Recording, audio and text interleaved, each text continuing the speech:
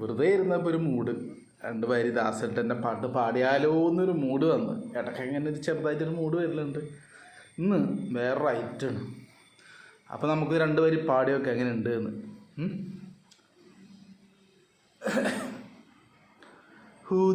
हुदाज़याज़ु मेरी कभी ये रात न गुजरे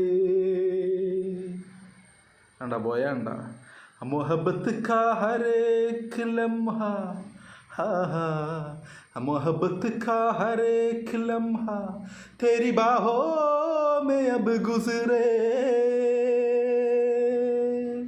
खंडा खंडा